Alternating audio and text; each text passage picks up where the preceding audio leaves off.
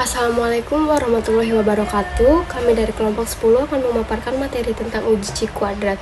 Sebelumnya, saya berterima kasih kepada dosen kita, Ibu Rina, dan kepada teman-teman kita. Saya Ica Handayani selaku moderator dan dua rekan teman saya. Saya Rangga Prawira Albantani. Saya Pipit Badria. Materi yang pertama akan dijelaskan oleh teman saya Ica Handayani. Saya akan membacakan pengertian tentang uji C kuadrat.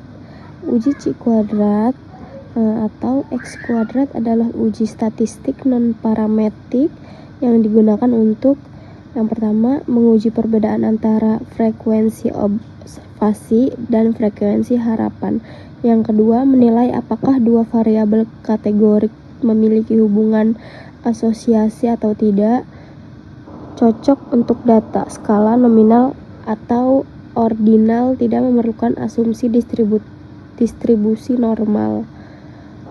Selanjutnya ada fungsi dan tujuan. Uji C kuadrat digunakan dalam penelitian sosial, misalnya melihat hubungan antara pendidikan dan pekerjaan. Yang kedua ada penelitian kesehatan seperti hubungan antara merokok dan penyakit. Yang ketiga ada riset pasar untuk melihat preferensi konsumen. Tujuannya adalah untuk menguji hipotesis apakah ada hubungan atau perbedaan signifikan antara kategori. Selanjutnya ada rumus C kuadrat.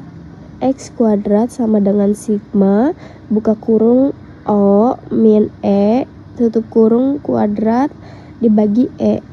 Keterangannya yaitu O sama dengan frekuensi observasi, E frekuensi harapan, sigma jumlah semua sel. Selanjutnya ada jenis C kuadrat. Jenis C kuadrat ada 3. Yang pertama uji C kuadrat untuk independensi. Tujuannya yaitu untuk mengetahui apakah dua variabel saling berhubungan atau tidak. Contohnya hubungan antara jenis kelamin dan jenis minuman favorit. Baik, materi selanjutnya ialah B, uji C kuadrat untuk kebaikan cocok atau goodness of fit. Tujuannya menguji apakah distribusi data sesuai dengan teori atau ekspektasi. Contoh, apakah warna bola dalam kotak merata atau tidak.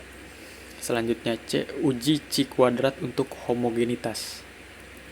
Tujuannya mengetahui apakah distribusi satu variabel sama pada beberapa kelompok. Contohnya, apakah tingkat kepuasan pelanggan sama di berbagai cabang perusahaan. Selanjutnya adalah langkah-langkah C kuadrat. Untuk uji goodness of fit ialah ada 5.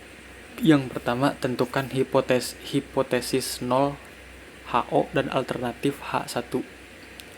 Kedua, hitung frekuensi harapan E berdasarkan proporsi yang diharapkan. Yang ketiga, hitung nilai X kuadrat. Yang keempat, bandingkan dengan nilai kritis dari tabel C kuadrat. Dan yang kelima, ambil keputusan. Jika X kuadrat hitung lebih besar dari X kuadrat tabel, ialah tolak H0 atau hipotesis 0.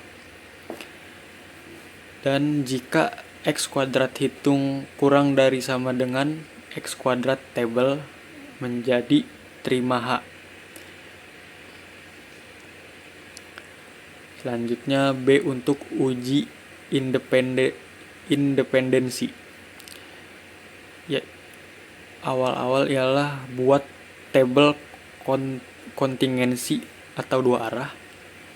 Selanjutnya hitung E tiap sel. E sama dengan jumlah baris dikali jumlah kolom dibagi total. Selanjutnya hitung nilai kuadrat. Hitung nilai X kuadrat. Lalu tentukan derajat kebebasan DF baris min 1 kolom min 1. Bandingkan nilai X kuadrat hitung dengan X kuadrat table. Contoh kasusnya, ada pria dan wanita yang suka kopi dan tidak suka kopi. Untuk pria ada 40 yang suka kopi dan 20 yang tidak suka kopi. Totalnya menjadi 60. Lalu wanita yang suka kopi ialah 30, yang tidak suka kopi 10. Dan totalnya menjadi 40. Totalnya pria dan wanita yang suka kopi ialah 70 dan pria dan wanita yang tidak suka kopi ialah 30. Ditotalkan menjadi 100.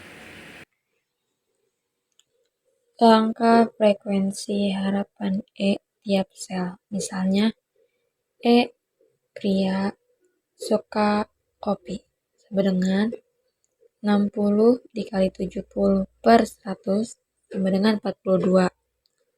Hitung rumus dari X kuadratnya itu, X kuadrat sama dengan sigma dalam kurung O dikurang E kuadrat per E. Nah, bandingkan dengan X kuadrat tabel, misalnya A sama dengan 0,05 di F sama dengan 1. Selanjutnya, syarat penggunaan C kuadrat. Syarat penggunaan uji C kuadrat yang pertama itu data berupa frekuensi, bukan data rasio atau skala. Yang kedua, jumlah sampel cukup besar. Frekuensi harapan tiap sel minimal 5. Yang terakhir, data bersifat independen. Masing-masing berobservasi, tidak saling terkait. Selanjutnya, kelebihan dan kekurangan C kuadrat.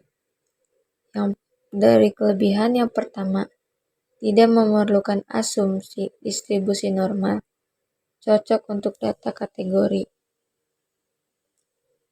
Yang selanjutnya, kelemahan. Kurang akurat jika frekuensi harapan terlalu kecil. Yang terakhir, tidak mengukur kekuatan hubungan, hanya menunjukkan ada atau tidak adanya hubungan. Kesimpulan dari materi tersebut ialah uji C kuadrat X2 adalah metode statistik yang digunakan untuk menguji hubungan atau perbedaan data dalam kategori. Uji ini membandingkan antara frekuensi yang berobservasi dan frekuensi yang diharapkan berdasarkan hipotensi 0. Terdapat dua jenis utama uji C kuadrat, yaitu yang pertama, ada uji C kuadrat kesesuaian, atau disebut juga dengan goodness of fit, menguji apakah data mengikuti distribusi tertentu. Selanjutnya juga ada C kuadrat kemandirian, atau disebut independensi, menguji apakah ada hubungan antara dua variabel dalam tabel kontingensi. Uji C kuadrat membantu pengambilan keputusan dengan dasar statistik tanpa memerlukan asumsi distribusi normal, tetapi hanya berlaku pada data berbentuk kategori nominal atau ordinal. Secara umum, uji ini sangat berguna dalam penelitian sosial, bisnis, dan ilmu terapan lainnya untuk menilai apakah suatu pola atau hubungan terjadi kepada kebetulan atau memiliki makna statistik. Baik, cukup sekian presentasi dari kami. Kurang lebihnya mohon maaf. Wassalamualaikum warahmatullahi wabarakatuh.